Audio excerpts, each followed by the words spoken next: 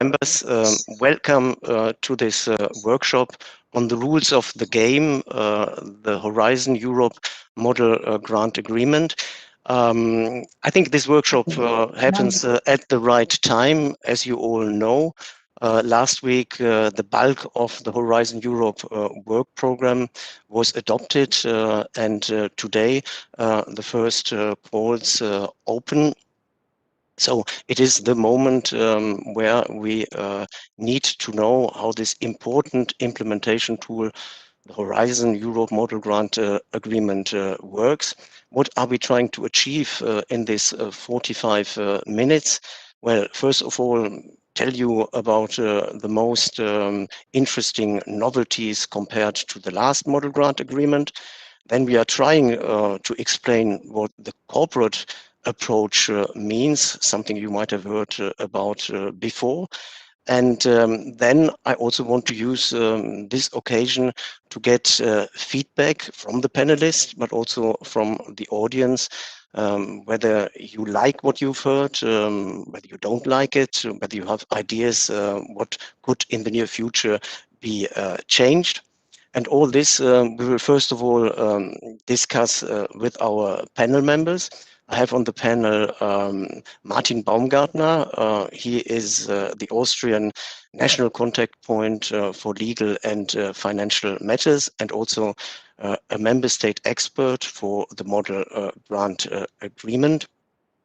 Then we have Simona Staiko, the team leader in my unit, responsible for the model grant agreement, and her two colleague experts handling the model grant agreement and already many webinars for the model grant agreement, Julien Dulot and Morten Gilling Jorgensen, who will also intervene and actively participate in this meeting. I myself am Reinhard Schulte, the head of unit of the Common Legal Support Service in DG RTD. Now, how are we going to run it? We will start with a little teaser, a presentation by Julien, who will give you an overview of the main novelties. Then Martin will come in to give a critical review from the outside and the practitioner's perspective. And then we will like to react to this review. And then the main part of this event, your reaction, your questions, your comments to the panel, where we will also like to react swiftly and immediately. To this effect, I would like to invite you to put your questions only into Slido, not into the WebEx channel, chat channel, but just use Slido. The link should appear shortly. So ask your questions there, and we will be happy to reply to them. And with any further ado, I would invite Julien now to start the short presentation. Julien, please. Thank you very much, Reinhard. I'm Julien Dulot. I work in the legal unit of Reinhard, and today I will give you this guided tour. So I'm very happy to be your guide today, and like for any guided tour, you know, we will stop basically at the main monuments. So here it will be the main changes actually, and I will briefly explain to you what are these main changes. So we will start with an overview of these main changes in order for you to grasp at one glance what are these changes. We will then stop at the structure of the Horizon Europe Model Grant Agreement, also in order for you to get familiar with this shape and how this Model Grant Agreement looks like. We will also stop at the notion of participants, so who can be involved in the model grant agreement alongside the beneficiaries doing the action implementation. And we will also, at the end of this tour, focus a little bit on the personnel cost daily rate, which is one of the novelty which has been introduced as compared to Horizon 2020. So I'm very happy to be your guide again, so no worries. Here it will be a free tour. You will have not to give me any tip at the end. This is the beauty of having a fully virtual event. So I start now immediately with a slide showing you actually what are the main changes at a glance. And I I will come back to some of them in the next slide, so I will not spend too much time on these changes, but just to give you some, let's say, pieces of information and main comments here. Everything that appears in blue are actually, let's say, cost-related changes as compared to the Horizon 2020 model grant agreement regarding personnel costs, internal invoicing, the notion of in-kind contribution against payment, or the threshold for issuing a certificate on financial statement. This is what it means, CFS. Then you have also in orange changes concerning, let's say, the type of participant, or I would say rather the labeling of type of participant that can be involved in action implementation alongside the beneficiaries. And then in light orange, you have, let's say, changes, or I would say mainstreaming of already existing rules in Horizon 2020 as regards open science and as regards exploitation. So what I would like you take or you keep in mind from this slide as main takeaways is basically, in terms of changes, I think it's fair to say that most of these changes are, let's say, stemming from the fact that we have now an Horizon Europe model grant agreement that has been built on a so-called corporate model grant agreement. So I think corporate is a term that you will hear quite a lot today. And if you want to have a clear and straightforward translation of the term corporate, just keep in mind that it means a common approach, a common model grant agreement, or model grant agreement with common provision across different EU programs, not only Horizon Europe.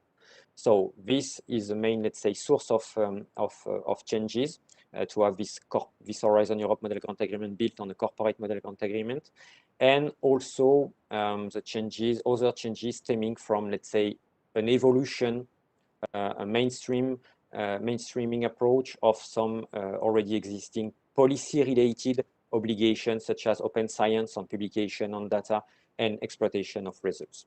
So if we continue with this guided tour, and now we focus a little bit on the structures of the Horizon Europe model grant agreement, to tell you that basically we will of course continue with this having this model fully electronically based and fully handled in our IT system, so completely dematerialized, as it was the case for our Horizon 2020, which was the first of its kind to be a e-grant, an electronically managed grant agreement. So everything will be actually accessible via a platform, so the funding and tenders portal, so-called portal, if you prefer, to keep it short, in order to manage your grant agreement, your amendment, your reporting regarding your cost.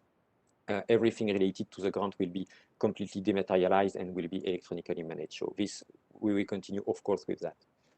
Now, I want just to spend a little bit of time on this notion of corporate or corporate structure. This is what I was just mentioning in the slide before. This is something we will certainly discuss quite a bit today with all the panelists, and certainly you will ask questions, you today in the audience. The key message here is the Horizon Europe model grant agreement has been built on a commission-wide model, a common model, to be used across different EU programs under direct management. So the objectives for deploying using a corporate structure, a common structure if you prefer, was to ensure uniformity, also be sure that we have a consistent interpretation of common rules, and also with the aim of creating synergies across different EU programs, because this is an important policy objective.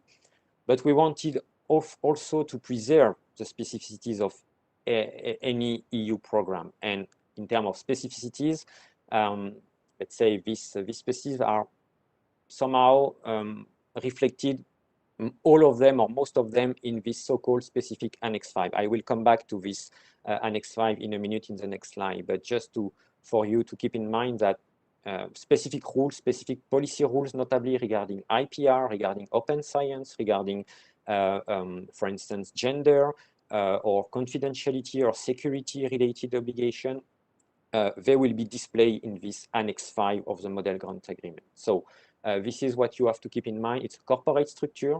It is built on a corporate structure, on a common structure with Horizon Europe MGA, and we have some specificities most of them are reflected in this so-called Annex 5. And now coming to the structure itself, or the way it looks like this Horizon Europe Model Grant Agreement, you will see that basically for those of you who are familiar with the Horizon 2020 model, it's more or less the same in the sense you will have a core part, you will have the Annex 1, which is basically your proposal that becomes the Annex 1 of your Model Grant Agreement. The Annex 2 is the budget, so it's the same as Horizon 2020. Annex 3 is the accession form, so for other beneficiaries to access the grant agreement for multi-beneficiaries project. Annex 4 is the model you have to use when you have to submit a certificate on financial statement, the same also idea as in Horizon 2020. But in terms of novelties and in terms of main takeaways from this slide for you, introduced for Horizon Europe is typically this Annex 5, where you will see the vast majority of the specific rules for Horizon Europe. It's written there, specific rules about confidentiality and security, ethics, gender, communication, dissemination, exploitation, or any specific rules for carrying out the action, for instance, specific rules related to ERC or to EIC action. And second novelty, important for you to note, is this datasheet. This datasheet is fully part of the core part of the Model Grant Agreement. It's at the very beginning of the model. And the idea with this datasheet is to give you, at a glance, all the key information, a summary, if you prefer, of your key data regarding your Model Grant Agreement to help the reader better understanding the key elements, the key data, the timeline for the reporting, the form of funding, the list of participants involved in the action, or for instance, the duration of certain obligation after the duration of the Model Grant Agreement for audit, for instance, or other things. So it gives you a summary at a glance at the very beginning of the Model Grant Agreement of your, let's say, main data, key information about your action and about your Model Grant Agreement. If we continue a bit now with, let's say, the changes introduced, here, what I want to say is you will basically continue with what you have in Horizon 2020, meaning you have beneficiary, which means someone with signing, with accessing the grant agreement, strictly speaking. So it's a legal entity signing the grant agreement, but alongside the beneficiary, you may have other participants helping you to implement your action. You will continue with the possibility to have subcontractors or also third party providing contribution. But then I will just comment two things. And here it's much more a change of terminology. I was mentioning on the first slide that some changes were stemming from the fact that now we are aligning the things. We have a common approach. We have common provision across different EU programs, and we use also common terminology. Associated partner, you know that it's inherited from the international partner status in Horizon 2020. In Horizon Europe, it will be called associated partner. Affiliated entity on the top right side of this slide is exactly the same as linked third party concept you have in Horizon 2020. But the name is different, the terminology is different, it's a common terminology, but it's exactly the same. So basically you will continue, you will have still this possibility to have alongside the beneficiary other type of participant, and for two of them, there has been a change of terminology, so you have to become a bit familiar with this change of terminology.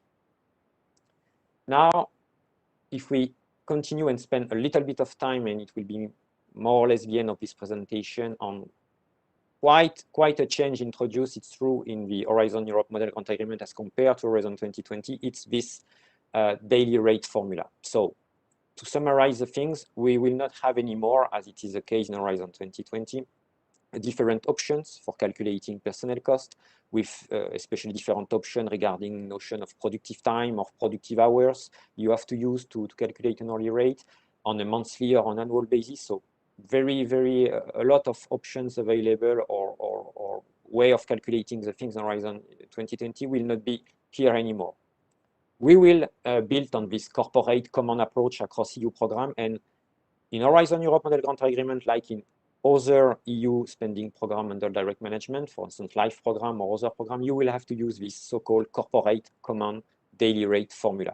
You will have to use your actual annual personnel cost, and you will have to divide by a fixed number of days, which is 250, with an exception that you may in Horizon Europe still deduct the time spent on parental leave from this fixed number of days. But this is what you will have to do for the case of your employees. So people employed, people hired under an employment contract, or functionaire, for instance, civil servant. I will not focus today on other kind of personnel costs, but for employees, keep in mind that this is the formula, the unique formula you will have to use, and this is a corporate common formula that will be used not only by Horizon Europe, but by the other EU programs. So this is, it's true, one of the main novelty introduced, and I think this is something we will certainly further discuss with the panelists, and certainly you will have question or comment in the Slido application about this thing. Last slide. Then, if after this guided tour you want to know more about the model grant agreement, about what is exactly in there in terms of content, in terms of provision of obligation, what is this data sheet I was mentioning, what has been put in this famous Annex 5 I was also mentioning, please go to this funding and tenders portal. I think most of you familiar with that, because you have to use this platform to access to the calls when you want to see which calls are published. So go to this portal, go to the, of course you select Horizon Europe program, go to the reference document, and then go to the grant agreement and contract row, or click on the plus button, and you will display this, and you will get an access to this Horizon Europe model grant agreement. So I think it's important you open it, at least if you work in financial, legal, or administrative support service in a legal entity, just to get familiar and to see how it looks exactly, and what is in there in terms of substance and content. So this is my last piece of advice. I thank you very much for your attention, and I hope this short guided tour has helped, let's say, to spark the debate and the discussion with everybody today. Thank you very much. Yes, thank you, Julien. Indeed, that was a nice appetizer, an overview what is really new and which will animate the debate we are going to have now. Just before I give the floor to Martin to give us a critical review from the outside, I would just announce that unfortunately this PowerPoint presentation is not available, but the whole event, the session will be made available on the EC European Commission YouTube account, and also on this platform in the coming days. So there you can see it and also follow the debate again. Now over to you, Martin, and how is it received by the specialists, the experts, this new model grant agreement? Thank you very much, Reinhard, for giving me the opportunity to make a statement on the Horizon Europe Model Grant Agreement. Let me start with an example. If someone wants to buy or starting to build a house, she is not very much interested in contract for that house, but much more focused on size and location of the building. This seems to be the case in other areas of life as well, including research and innovation projects. So beneficiaries focusing on collaboration between each other, generating knowledge, findings, results, and not very much interested in the project's grant agreements. Nevertheless, as this is the legal basis enabling them to implement the projects, the organizations will have to deal with it. First, it was a very good decision to follow the path of evolution and not that of revolution, because many Horizon Europe beneficiaries will have participated in Horizon 2020 projects already, and for those it is now much easier to continue with Horizon Europe projects implementation. Cost reporting, IPR, open science rules have remained largely the same with some adoptions. However, as Lian already mentioned, there have been two minor sub-revolutions. Firstly, there will be only one model grant agreement for direct EC-funded projects. And secondly, the change from the hourly daily rates for personal cost calculation, which has still which has been a hot topic, and we had hot discussions about this. Now, some words about the length and the complexity of the grant agreement. As long as I have been legal NCB starting in 2008, everyone was demanding more simplification and a simplified model grant agreement all the time, including me. With each framework program, steps were taken in the right directions. To stay in the wording of funding, every coin has two sides. For those with a legal background or knowledge as implementing departments of organizations like accounting, HR, and also for legal NCPs, it means the more detailed and clearer, the better. The same applies to the annotated grant agreement, hopefully be published as soon as possible. A more detailed annotated grant agreement with examples and detailed descriptions are very helpful for those being involved in the daily project implementation. The other side of the coin, the perspective, especially of researchers, innovators, and SMEs, is completely different. For them, the model grant agreement is very often complex, not easy to understand, especially if they are involved for the first time. Implications and consequences are sometimes very difficult to grasp. This is due to the extensive topics and policies that need to be covered. Therefore, it will be crucial that UEC and we, the NCP network, we have to communicate rules very clearly and widely. Concerning the daily rates instead of the hourly rates, there was a long and intensive discussion between the EC and the members of the member state expert group. There is still some information missing, how to implement in practice, so future implementations will show whether this change brings a real simplification for both for the EC and for the beneficiaries. It has to be rated as very positive that more attention is paid to the usual accounting practices of beneficiaries, which should really simplify, for example, internal invoicing, which was a disaster in Horizon 2020. Further, the model grant agreement structure with the new project datasheet gives, in my opinion, a very good overview about the key facts of each project, which will help beneficiaries to keep the overview. To sum up, mission accomplished through very good and fruitful discussions between EC and the members of the member state expert group, but still waiting for the annotated grant agreement, which will be essential for implementing the Horizon Europe projects. Thank you.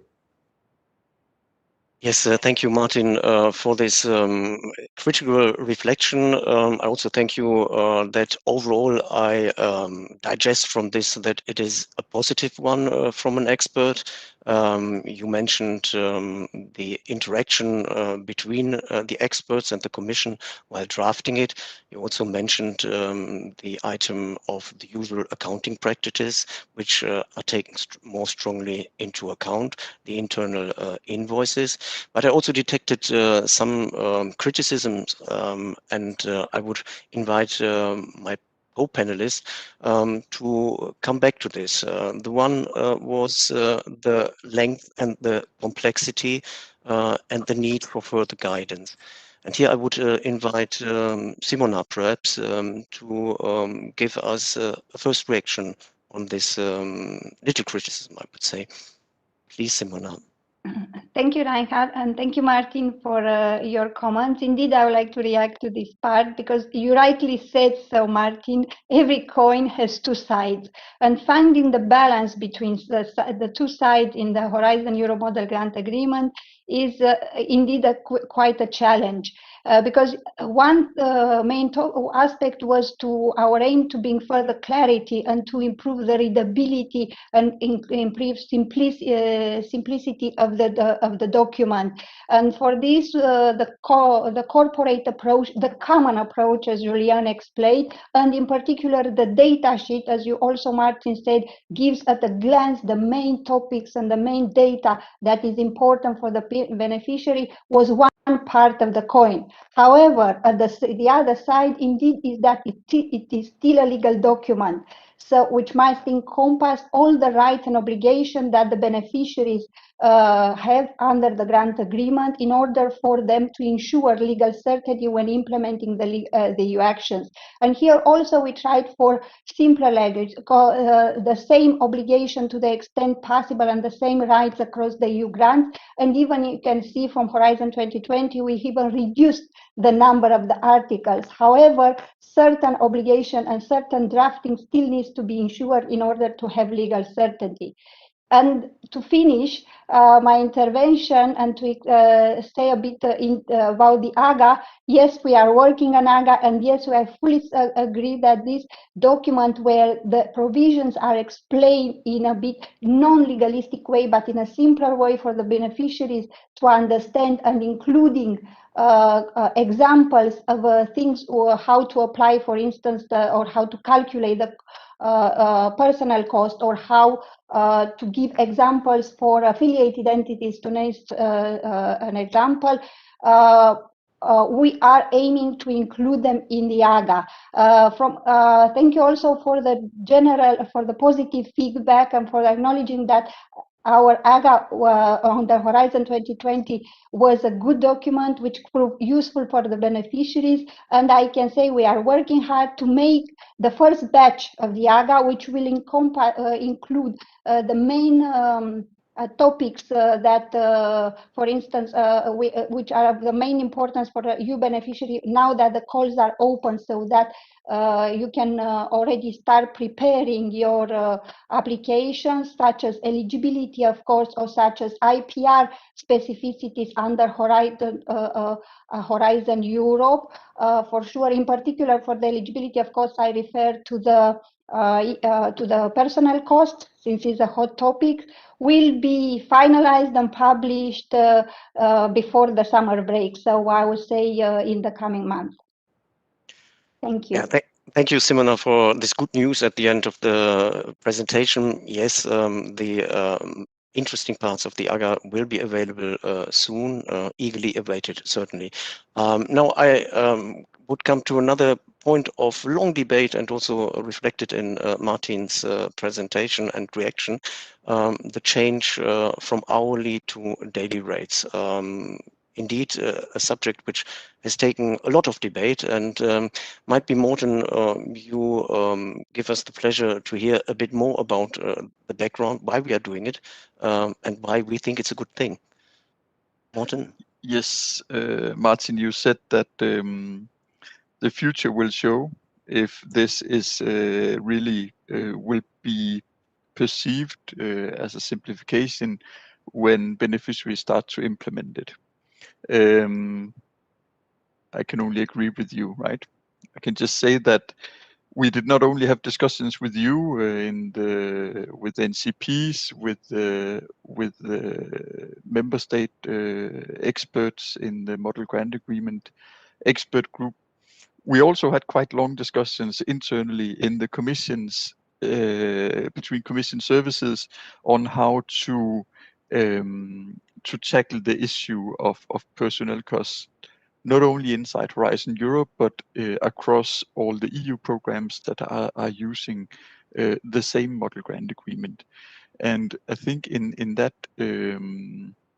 just to give you some insights from those discussions, not only externally, but also internally, was that it became quite clear, quite quickly, that the way that personnel cost was implemented in Horizon 2020, so the previous framework program for research and innovation, was very detailed. It managed to capture a lot of details, and the beneficiaries were able, if they understood, to make good use of the system to reflect their actual personnel cost. The issue was just that it was at the same time criticized by newcomers, but also internally by the European Court of Auditors as being too error-prone. We had a so-called error rate that was detected during audits that was too high. So we took a lot of different parameters into consideration when we discussed it, and what we really wanted to create was a system for reporting and calculating personnel cost that was simpler to newcomers, or let's say small entities participating only in a few projects, but also that was more robust in terms of going through an audit. So I hope that you see that we actually tried to create a system that was beneficial to the to you in the communities and the users, you could say, of Horizon Europe, instead of being beneficial to the Commission itself. Now, I think it is also quite fair to say that it's very difficult, and I'm not even sure that there exists any perfect approach or perfect formula for calculating personnel cost. I will at least take on my shoulders that it was not easy to come up with a bulletproof formula, right? But we actually are very confident, and we also presented it in multiple occasions during the actual drafting of the MGA, that the introduction of this daily rate, I would say also together with simplifications introduced elsewhere in the model grant agreement, like the abolition of the so-called last closed financial year, it really has the potential to bring simplification to the beneficiaries. The daily rate has a very simple calculation approach, and it also has an inbuilt flexibility that I really hope that people using or participating in Horizon Europe projects will be able to use correctly, that they will be able to see, in particular when we publish all the annotations, all the explanations in the annotated model grant agreement. Yes, thank you, Morten, for this explanation on might be the most controversial part of this new model grant agreement. I'm certain that we will receive questions, comments on this in the questions and answers in Slido. I've been informed that a number of questions were already put into Slido, and I think we will have a look at that now to see how we answer those questions. So if we could might be have these Slido questions now. Okay, I can see them coming up. Well, most prominent, the question, when can we expect the final version of the annotated grant agreement? Might be Simona, you give a reply. We already tried a bit, but might be this is really important that we get this message across. Simona, please. Thank you, Reinhard. So, as the first batch of the annotated grant agreement is going to be presented and published in batches. So, the first batch that we intend to publish in July, it will concentrate on the main articles and the main explanation to the main articles that you will need in order to build up your consortium, and to be that you will need to, when you do, for instance, the estimated budget, because it will focus on explaining how you calculate the the personnel cost or travel cost or equipment cost, for instance, but at the same time, it will give you explanation on security, on confidentiality, or on IPR, because IPR is a very important part in our in the research. So you will need to put specific maybe provisions depending on you if you need in place if needed. So these provisions together also with the provisions on the corporate part, so not only for instance for the personnel cost, the project-based remuneration that is Horizon Euro specific, but the daily rate we are talking about will be included in the first batch of the public of the AGA. There will be several batches. We are currently working on them to have them finalized hopefully by still this year, so by the end of the year, so that you have a more complete AGA in place. But as you may know, it is also a corporate part. So and there is also a corporate work behind to be done together with the horizontal with the colleagues in the horizontal services and other programs, because those parts apply to them. So there is a huge consultation internally which we are carrying on for the AGA. But we will try to have it in place or in complete version 4 in due time. So I hope. Yes, thank you, Simona. And then I leave the good news in this question triggered. When will the program guide be available to Morten? Because he has invested most of his work in the program guide. Morten, good news now. I would say most of my life, Reinhard. Indeed. But the good news is it was published on the portal yesterday afternoon. So if you go to the Funding and Tenders portal, click on the Horizon Europe or even Euratom work program, go to the reference documents and guidance, you will see that both the Horizon Europe program guide and the list of eligible countries have been published, and in case you get a blank document just saying coming soon, when you click on it, it's probably because you tried to access it before, and there's I'm not an IT expert, but I think there's some cookies still floating around in your browser that will just need to be updated. So just try another browser or try again tomorrow. But it is there. I just checked before I went to this RNI Day session, and it just two words on it for those who don't know the program guide. It is a program specific guide. It contains relevant information on the program specific features like open science, like international cooperation, the missions and the partnerships within Horizon Europe, and it's targeted applicants. So it's not a legal document. It does not contain explanations of the model grant agreement or any of the other rules. It is intended to be valuable information for applicants, not to beneficiaries as such. Yes, thank you, Morten, for this good news. So it is there, the program guide. Then next, a very popular question relating to the model timesheets for participants and their availability. Julien, could you enlighten us on this? Yes, we aim also at publishing it as soon as possible, and possibly with Viaga via an hyperlink in Viaga, as it was also the case for Horizon 2020 when you go to the record keeping article to have this model available. We have started, of course, to work on it, as we were also the first drafter or pen holders for Viaga.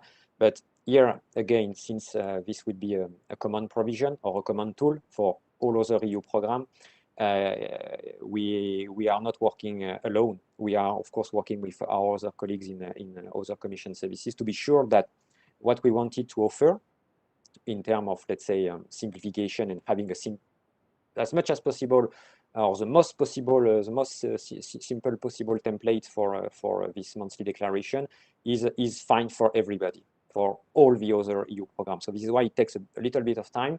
But as for Viaga, I would say the good news is we are the biggest spending EU program under direct management. We have experience with Viaga. We were, let's say, the owner of Viaga, if you prefer. And of course, we can really push and advance a lot the work. So we really aim at publishing it really soon, and possibly with a first release of Viaga, in order for you beneficiaries to immediately see how it looks and reassure you that it is really something simple. Still, of course, offering genuine information for us to rely on the number of actual days spent on the action, but still something very simple to handle for you as beneficiary. Yes, thanks, Julian. And if you could just follow up with this question on the associated partners and their cost, and the question whether that should be included in any person month in the proposal for these specific associated partners. I'm not sure about the person months, because I'm not really the expert of the proposal template. What I can say is, indeed, in the proposal template, especially in the budget table, there is normally a row for reflecting the cost. Not the eligible cost, because their cost will not be eligible for reimbursement under an Horizon Europe action, but to show that they have cost also when they participate along you beneficiaries in the action implementation, these associated partners. So you will have columns regarding their home financial or home resources covering their home costs for the associated partner. But this is for the budget table aspect. I'm not sure after that in the proposal template you have also to fill in any information about person months per work package for associated partner. So for the budget, yes, just to give, let's say, a full cost overview of a given action, not only the eligible cost for Horizon Europe beneficiaries, but also the cost of associated partner. But for person months, I am not sure. Mm-hmm. Thank you, Julien. So we still would need to clarify this and provide explanations most broadly. Then I would just say we take 2 additional questions, because we are reaching the end of our workshop, the very brief workshop, and I still wanted to give the panelists a chance to conclude what they take home from it. So might we still take the question, I don't know whether we have the answer, whether REA will be providing Excel templates for budget calculation, which is considered useful. I don't know, Simona, would you give it a try? Yeah, so, but unfortunately, I do not have the answer. I'm not sure the REA has anything. However, we may take note that this was a useful tool and come back and discuss with our colleagues in REA to see their intentions. Okay, then the last question which I would take before we do the rounds of conclusions, do you foresee any changes in the consortium agreement, the DESCA? So, of course, the point, and I might take this question, it is not for us, the Commission, to do anything about the model consortium agreements. This is something which is really in the hands of private initiatives like DESCA, and there are, of course, also other model consortium agreements. But what I can hear from DESCA, they are busily working of basically shadowing what we have in the model grant agreement, do all the changes which are necessary, which need to be reflected in the model consortium agreement. But these are, of course, private initiatives, and there are experts who are following our model grant agreement, and they transpose this into the consortium agreement.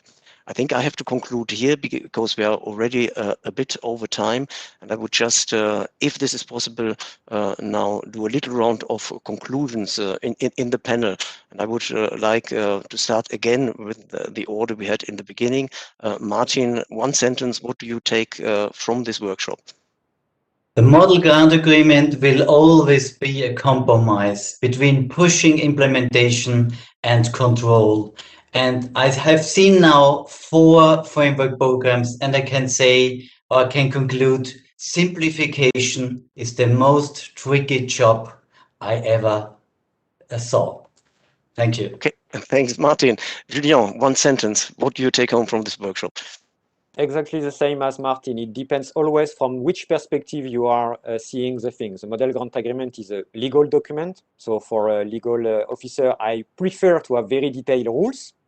But of course, I understand that when you speak about a program which touches a wide variety of people, a type of organization, small, big, etc., with entities with internal resources, or they have to, let's say, rely on other resources to handle their model grant agreement, we have to find a compromise, a balance between what is clear, what is manageable, what is understandable, and what is implementable. So compromising and it will be my word, let's say. Okay, a bit more than one sentence, but fair enough.